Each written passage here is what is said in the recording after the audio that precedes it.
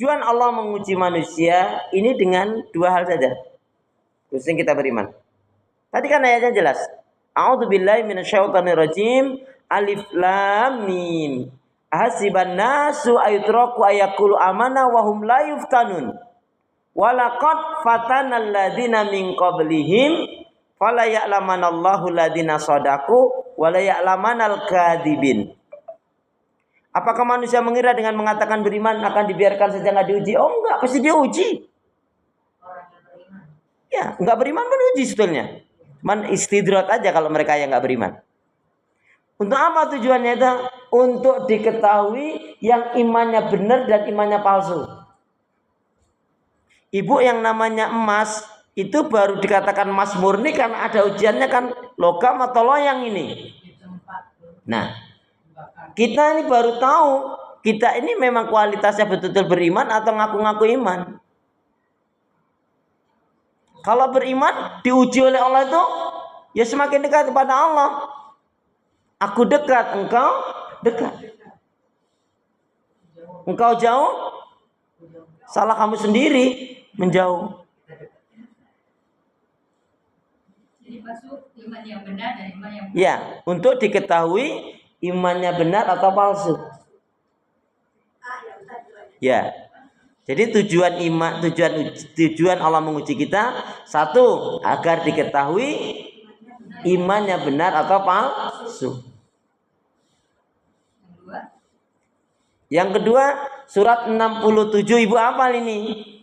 Bu Isni sering baca nih tiap malam Jumat dan malam apa ini? Mau tidur ini. Bu Putri mau tidur baca ini.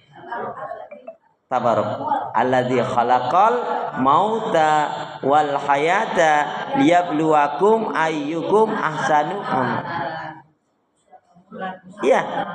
Tapi banyak sekali kita hafal ayat ini mungkin. Saya mau tanya, ngerti nggak maksud ayat itu? Emang belum pernah diajarin sama ustadznya? Belum. Kok nggak nanya? Ya sabar, nanti diterangin. Itu kan tujuannya kita. Tapi tujuan Allah menciptakan dari ayat ini ngerti nggak Bu? Alladzi khalaqal mauta wal hayata liyabluwakum ayyukum ahsanu amala. Maksudnya ngerti nggak Bu? Ya, tujuan Allah menguji kita itu satu agar diketahui iman kita baik benar atau palsu kan? Benar atau palsu gampangnya gitu. Yang kedua apa Bu? Agar kita menghadap Allah dengan amal yang terbaik. Ya, yang kedua agar dengan ujian itu agar kita menghadap Allah dengan amal yang terbaik. Amin gitu dong. Iya, asal amalah kan amal yang terbaik. Ya, agar kita menghadap Allah dengan amal yang terbaik. Amin. Agar kita menghadap Allah dengan amal yang terbaik. Seperti Bu, anak sekolah diuji itu ini kan dicari nih. Ya kan? Yang nilainya apanya? Oh, gesitnya, lincahnya. Yang nyambelnya enak. Ya puasa kan siang. Buka kan ya boleh toh. Tapi udah mulai itu menghayal, enggak boleh. Enggak apa-apa. Berarti ada di sini keinginan. Keinginan nanti maksudnya kalau mau buka pakai sambal gitu boleh. Bu, Ibu masih ingat kan? Pernah saya sampaikan menghadap Allah. Jadi ujian kita diuji oleh Allah itu agar kita menghadap Allah dengan amal yang terbaik. Apa itu amal terbaik? Kan 5 bekal terbaik kemarin sudah kan? Sudah bekal yang terbaik, 5 bekal yang terbaik menghadap Allah. Alhamdulillah buku kebaikannya pas gak dibawa. Kita menghadap Allah kan harus dengan bekal yang terbaik kan Bu? Nah bekal yang terbaik itu ada 5. Ditulis lagi. Sudah, ditulis lagi. 5. Ya Allah. Ustaz Ramadan ya enggak jadi deh saya. Lah iya, keterangannya kan tadi Allah menguji kita dengan 2 hal agar diketahui imannya benar atau palsu. Satu. Yang kedua, agar kita menghadap Allah dengan amal yang terbaik. Jadi Bu, nggak sia-sia ujian itu. Agar kita menghadap Allah dengan bekal yang terbaik. Bekal yang terbaik ada 5 keterangannya. Kalau iman palsu sudah benar kan sudah Ibu bisa digambarkan.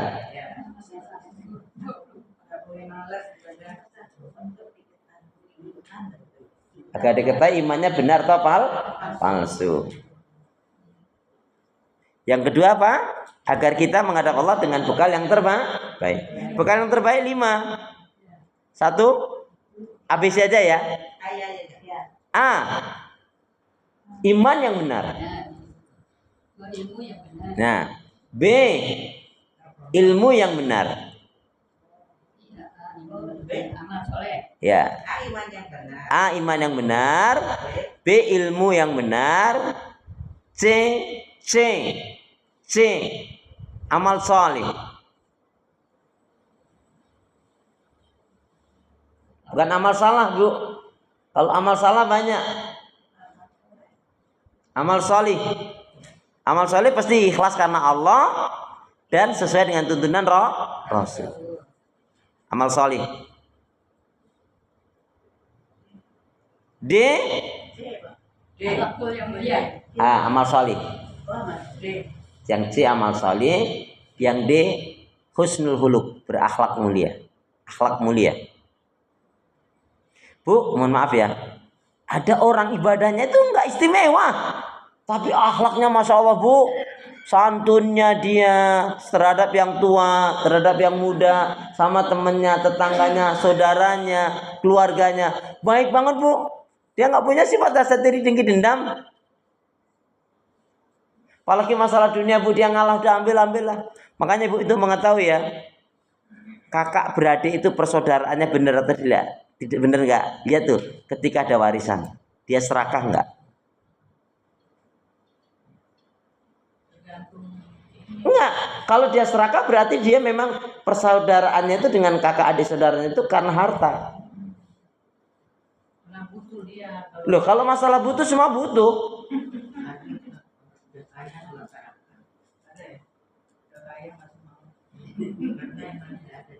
Sudah punya 1 rumah, pengen 2 rumah, sudah 3 rumah, pengen 5 rumah, setelah 5 rumah, pengen 7 rumah. Ini namanya apa?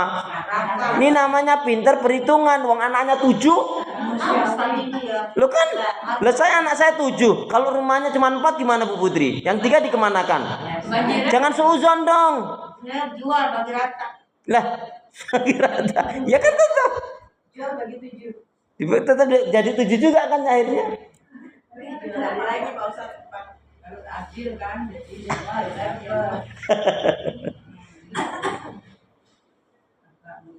akhlak mulia. Kemudian yang kelima adalah takwa Allah, bertakwa kepada Allah.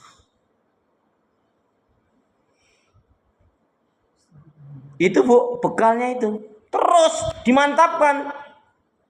Imannya, ilmunya, amal solehnya, akhlaknya, takwanya. Ibu ngerti? Semakin banyak ciri-ciri orang yang bertakwa ada pada diri kita, berarti kita semakin dekat dengan surga. Amin.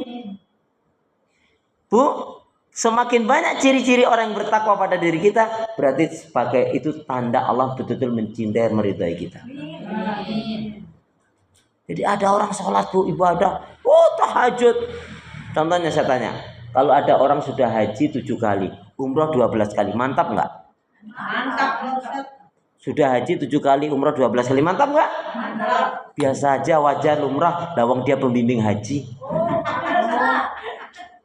Kan itu konsepnya lain lagi, Ustaz yang pergi. Loh bukan, maksud saya gini Bu, maksud saya bukan kita meremehkan, mengecilkan orang yang sudah haji. Untuk apa kalau sudah haji tapi masih sombong?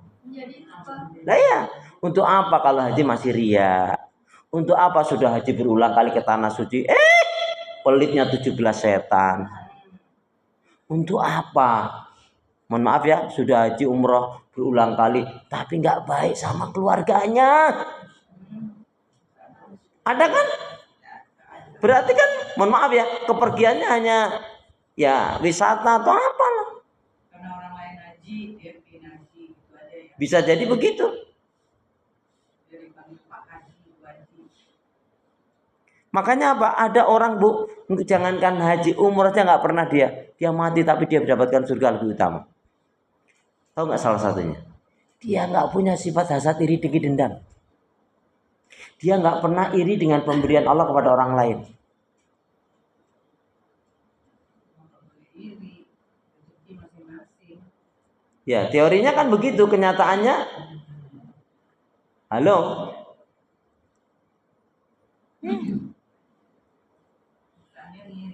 Siapa yang dia masih punya sifat hasad, iri, dengki, dendam? Ya, hasad, iri, dengki, dendam itu merusak hati, buang energi, datengin penyakit, mempercepat mati. Nah, Ibu, saya kasih pantun dulu deh, nggak apa-apa. Ini Ramadan pantun, boleh ya Bu Putri ya? Pantunnya gini: utamakan ngopi, tapi nanti kalau udah buka. Utamakan ngopi, jangan utamakan janji. Utamakan ngopi, jangan utamakan janji. Kenapa? Karena pahitnya kopi bisa kita nikmati. Manisnya janji bikin sakit hati. Betul nggak? Bisa kita nikmati. Tapi manisnya janji bikin sakit hati. Iya, enggak, karena manis janji. Janjinya manis tapi kenyataannya wele-wele kan. Waalaikumsalam. Kenapa? Ya nantilah baru mulai.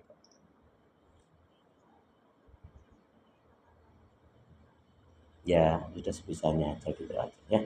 Udah, gitu enggak? Ya udah, ya udah. Ya udah. Iya ya. Ya pokoknya. Ya. Jadi Bu gitu. Jadi seorang muslim mukmin itu masih ingat yang kata pengingat dari Ustaz Akhlis? Bu Putri masih ingat ini? Bu Panut agak lupa, masalah banyak urusan beliau. Wis, kata pengingat dari Ustaz Akhlis, Bu Elda, Bu Hadiah, Bu Kartini.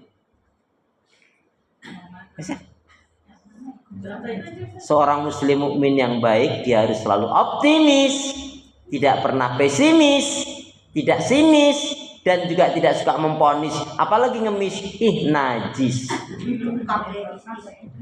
Ya? Belum pernah. Itu kan cuma ini aja. Nah iya, itu kata pengingat. Kata pengingat dari Ustadz Akhlis, seorang muslimah yang baik dia harus selalu optimis, nggak boleh pesimis, jangan sinis, apalagi ngemis, najis. Nggak boleh suka memponis. Nggak usah dicatat sih. Ya sudah. Sekarang Ibu sudah tahu ujian itu ternyata tujuannya tadi untuk mengetahui benar atau palsu imannya. Satu ya. Yang kedua, agar kita menghadap Allah dengan bekal yang terbaik. Sekarang kedua, bahasannya satu tadi kan sudah tadi tentang ujian iman. Nah sekarang Allah menguji itu dengan dua hal saja Bu ternyata. Allah menguji kita orang yang beriman ini dengan dua hal. Apa itu? Apa dan apa? Bukan, itu kan tadinya tujuan. Ini iya, ini apa bentuknya? Bentuknya itu Allah menguji kita hanya dengan dua hal. Apa dan apa? Apa dan apa?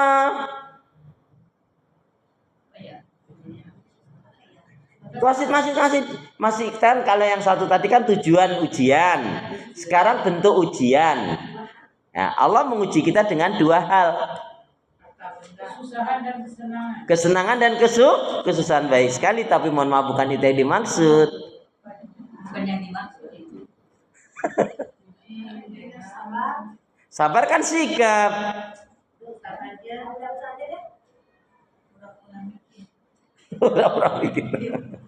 Ibu harus ingat ini, Bu, ngerti nggak? Dengan 2 ujian ini, Bu, kalau lulus surga, pasti dengan izin Allah. Tapi kalau gagal kita sendiri.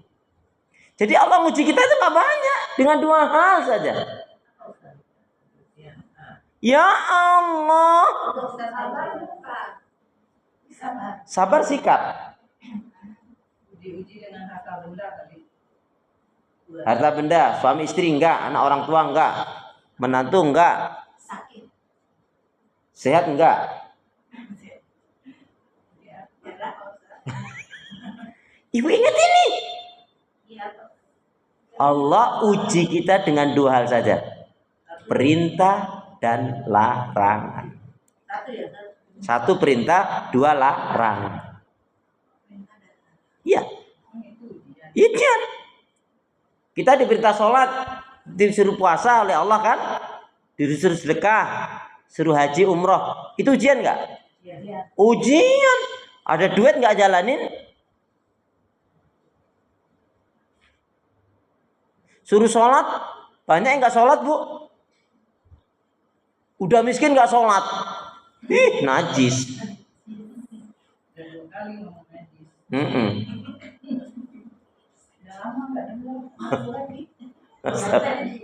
Bu, jadi perintah itu ujian.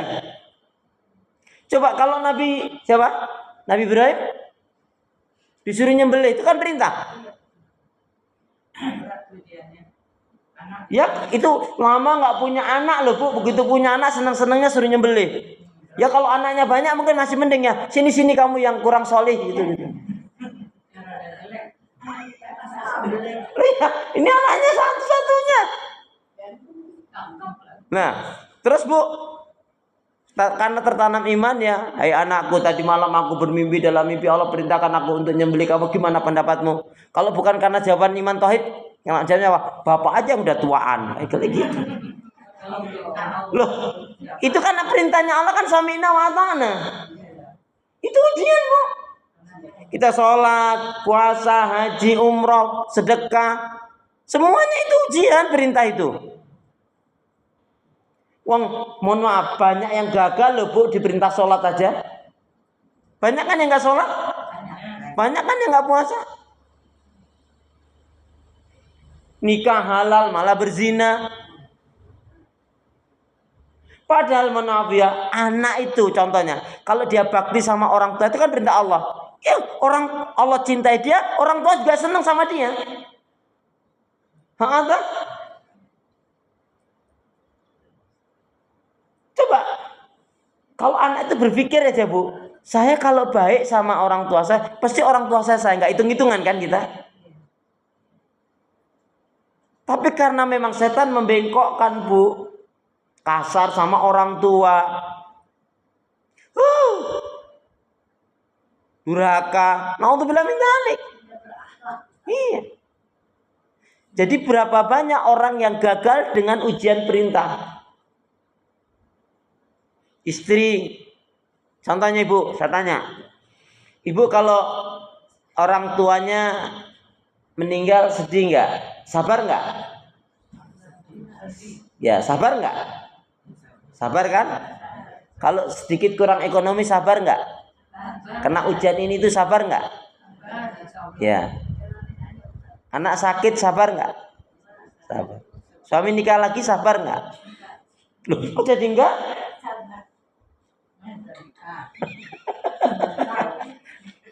Kenapa yang satu ini kok jadi nggak sabar? Wong tadi sabar. Giliran yang ini langsung nggak sabar, malah tanya, kapan? Masalah hati. Mana ada hatinya yang senang. Tuh, mulai kan? Tuh. Apa pandetnya juga takut nih. Makanya saya bilang kapan? Loh, itu ujian itu. Orang nggak menyadari loh kalau perintah itu ujian. Kan tadi kalau namanya ujian tadi kan agar diketahui imannya benar atau palsu kan? Berarti kalau nggak boleh suaminya kawin berarti palsu namanya. Ya belum solihah gitu aja. Makanya kalau ada suami nikah lagi buatin kopi campur Doa. Biar jadi ruqyah. Malah racun, serem banget ih, atut aku. Ustaz bagian kebimbing jadi nggak jawab. Nah ya ibu pikir dong. Kebimbing jawaban. Saya nggak jawab Pak Ustaz. Tapi betul kan Bu? Berapa? Jadi simpel sekali hidup ini. Kalau kita jalan perintah, kita akan berhasil. Coba ibu lihat, mau beruntung ayatnya. Lihat surat An-Nur, perintah dan larangan itu sikapnya orang beriman gimana? Kita lihat, itu kan ujian tadi 2, perintah dan larangan. Surat An-Nur, surat 24, ayat yang ke-51. Silakan, Bu Elda atau Bu Marina. Itu sikap. Nanti ada bahasa tentang sikap. Ini tentang ujian dulu. Jadi Allah menguji kita dengan 2, perintah dan larangan. Monggo Bu Is. Oh lagi baca. Ayat 51, surat 24 ayat 51.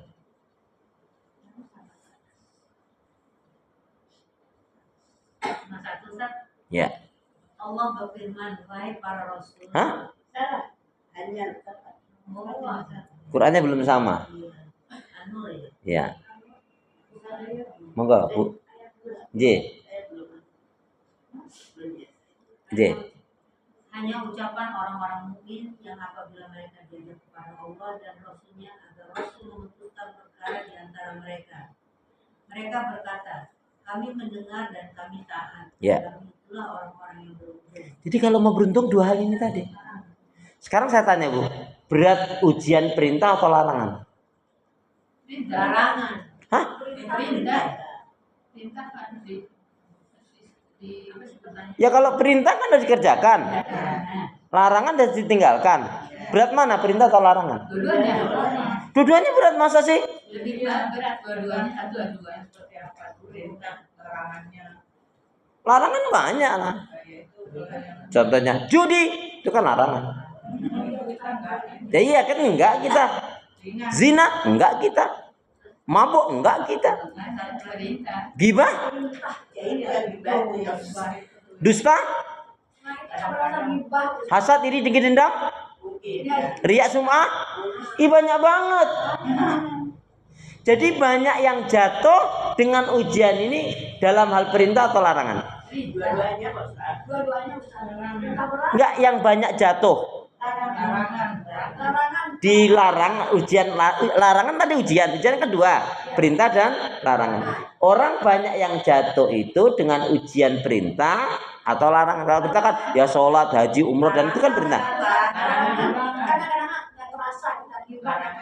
Jangan dua-duanya.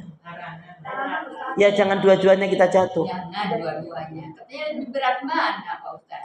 Ya makanya jangan dua-duanya.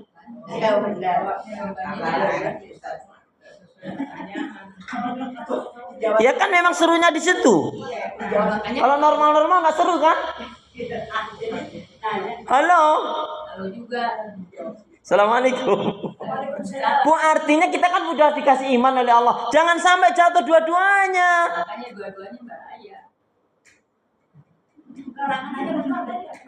Ya perintah memotong anak kan udah pasti.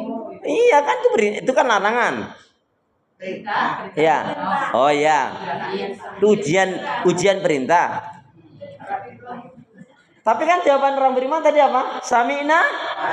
Kami dengar, kami taat. Hanya bentuknya kalau perintah dikerjakan, larangan ditinggalkan. Bu, mohon maaf ya, banyak sekali bertahun-tahun ngaji, tapi ditanya ujian Allah itu apa, banyak yang nggak tahu loh Bu. Apalagi yang diminta oleh Pak Ahli lain kan. Masih salah ujian banyak sebenarnya. Enggak, cuma 2, bentuknya aja macam-macam. 2 itu kan perintah itu kan macam-macam. Ada ratusan perintah, ada juga ratusan larangan, tapi bentuknya cuma 2 sebetulnya ujian itu.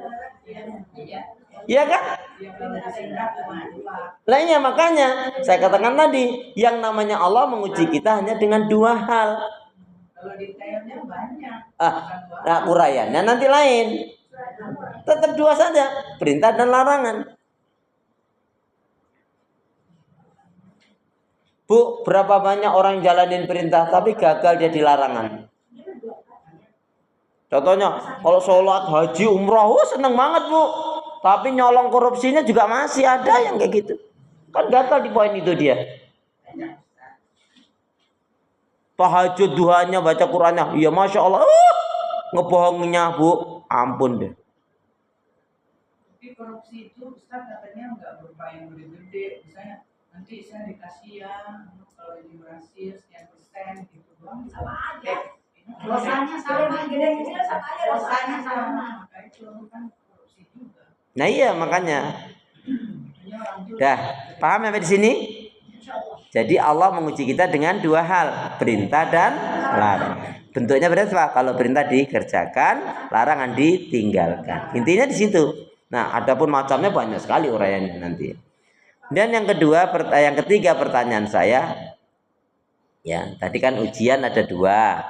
Kemudian bentuk ujian tadi ada dua.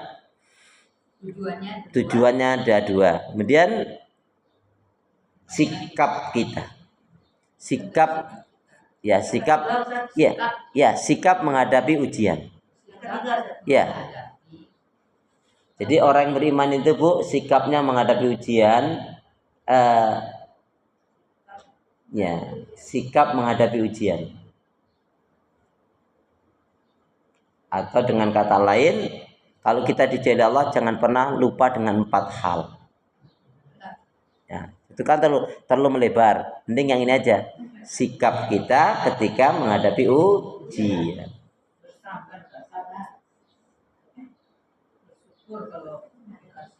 Satu, sabar. 2, syukur. Dah, 1, 2 dari saya.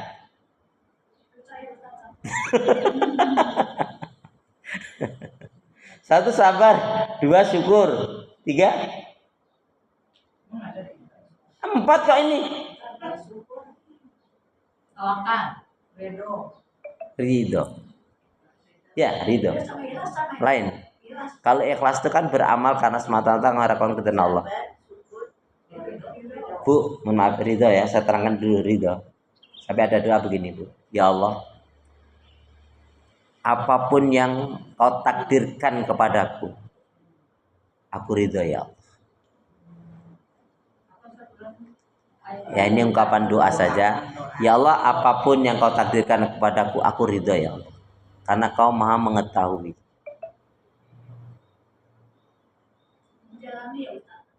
Kalau dia sudah ridho bu, ibu ngerti nggak? Ada seorang karena menolak ridha Allah, keridhaan Allah, takdir Allah bu, keridhaan ini, itu bisa merusak 100.000 amal kebaikannya. Wah udah haji, umrah, puasa, semuanya sedekah, semuanya kurban, semuanya dia lakukan. Tapi dia menolak, ya, tidak ridho dengan takdir yang Allah berikan pada dirinya. Itu menghapus amal kebaikan. Ya, contohnya kan dia udah sholat, dia bilang gini, aku ini kurang apa? Udah sholat, udah sedekah, udah haji, aku masih dikasih sakit juga. Itu kan ridho. Ada kan yang udah gitu bu? Aku udah katanya doa dikabulkan. Aku pengen punya anak, nggak dikasih anak. Aku dikasih sakit, ya sembuh. Aku kurang apa? Nggak ridho. Bentuknya mengeluh, tapi tidak menolak itu. Sedangkan ridho tadi, aku yakin ya Allah. Makanya Pak, orang jatuh karena nggak ridho tadi bu. Kalau cuma ngeluh aja gitu. Manusiawi, boleh nggak masalah. Tiba-tiba kita terlintas, tapi kemudian ibu ngerti nggak? Namanya orang yang bertakwa, apakah tidak terjatuh dalam dosa? Jatuh juga. Hanya dia terus langsung segera istighfar, segera langsung tobat. Ya belum sampai takwa makomnya. Ini kan saya tanya tadi, orang yang bertakwa itu bukan berarti orang yang nggak berdosa loh bu. Cuman cepat sekali. Begitu langsung istighfar langsung tobat. Bahkan ngerti gak? Kalau orang itu takwa, kalau dia yang ngedosa itu istighfar, tobat, langsung apa? Sedekah. Karena sedekah itu menghapus keburukan, memadamkan keburukan.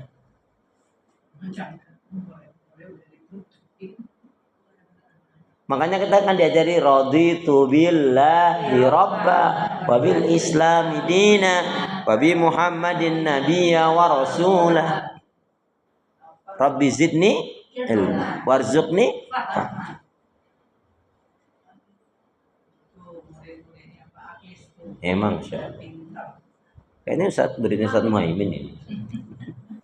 Jadi Bu, Masya Allah, orang tuh kan Bu, dia nggak banyak amal, tapi dia menerima ridha Allah itu malah surga loh Bu.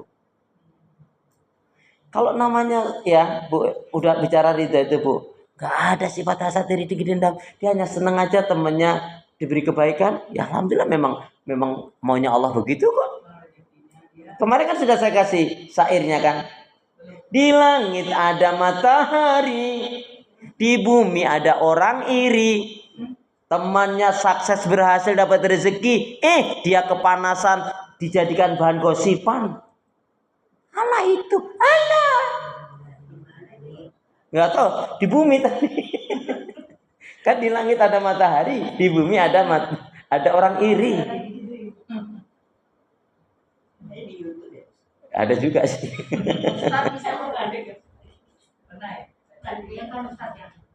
Ya. Tapi kan kalau iri itu kan manusiawi Ustaz.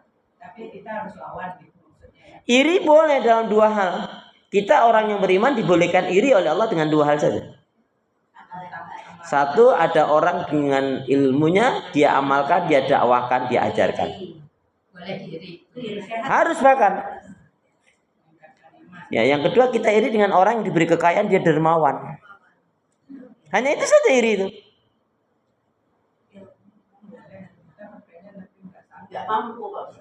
Ya, la yukallifullahu nafsan illa wus'aha. Pengerti nggak? Mohon maaf ya. Contoh, ada orang sakit, saudara kita sakit atau teman sakit. Ya. Ya sudah. Kalau ridha sudah selesai berarti urusan. Kalau udah kan dari ridha selesai lah urusannya gitu. Aku ridha Ustaz, ridha. Lain lagi kayaknya gitu ya. Kayaknya nggak jadi ridha. Jadi Bu ridha itu betul dia Bu ridha itu seneng. Coba karena ridha ini pahalanya besar. Tadi bisa menghapus 1000 pahala kebaikan gara-gara nggak ridha. Iya, padahal amal kebaikan kita aja belum tentu sampai 1000. Contoh Bu, nih, halo. Banyak wanita yang kepleset gara-gara nggak ridha ini. Contoh ini, enak ya jadi laki-laki, nggak ribet kayak kita ini, mana pakai hamil lagi. Loh, enggak ini contoh. Ya kan? Dia bandingkan kalau laki-laki enak, mana boleh poligami lagi.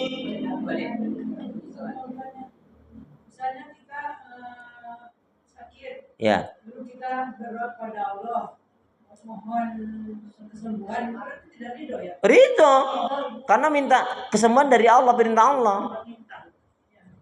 Kalau enggak mau minta kesembuhan, enggak mau berobat, itu namanya tawakal buntung.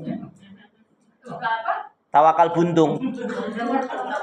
Namanya tawakal buntung itu pengen sehat tapi nggak mau berobat. Iya. Iya. Ya itu sama tawakal buntung kok.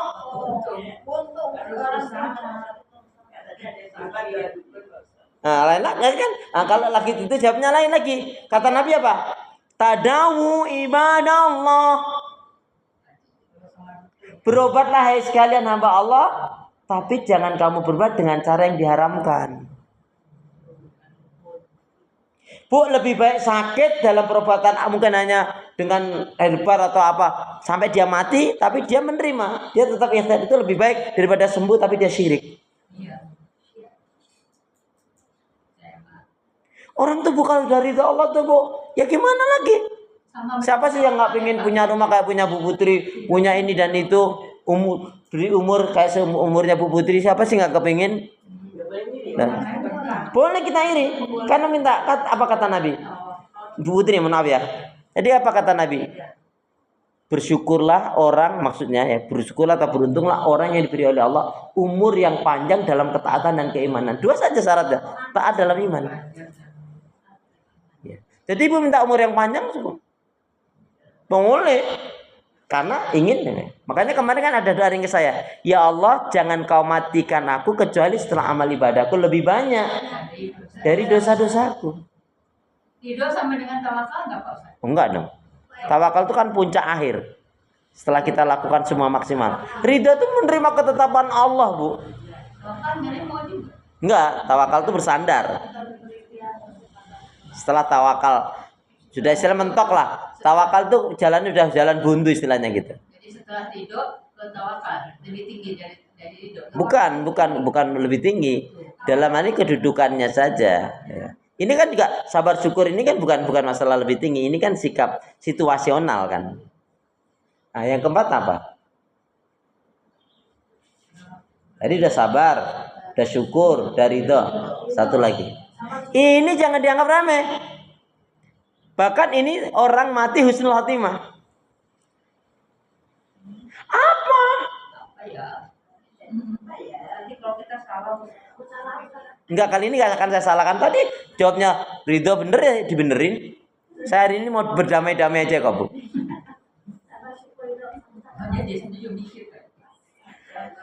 Sudah saya siapkan ini. Ayo.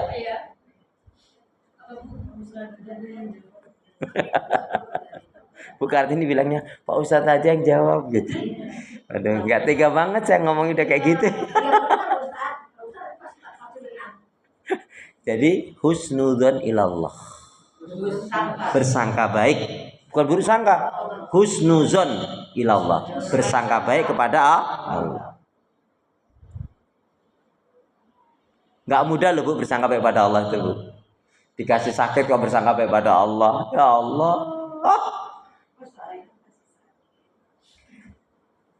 Saya ini kurangnya apa tuh? Ya Allah, ya Allah. Kalau sakit karena dosa kita, misalnya kita makan yang nggak benar, itu gimana? Bukan karena Allah. Kalau sakitnya itu karena kita sudah tahu ini makanan basi, misalkan, tetap kita makan. Ya itu sakit perut, terus macam-macam. Ya itu namanya salah sendiri. Kan yang dilarang. Iya, Bu. Ibu jangan bilang masalah dilarang enggak ya. Ayatnya perhatikan. Kulu washrabu. Walatus rifu. Itu halal. Yang halal saja.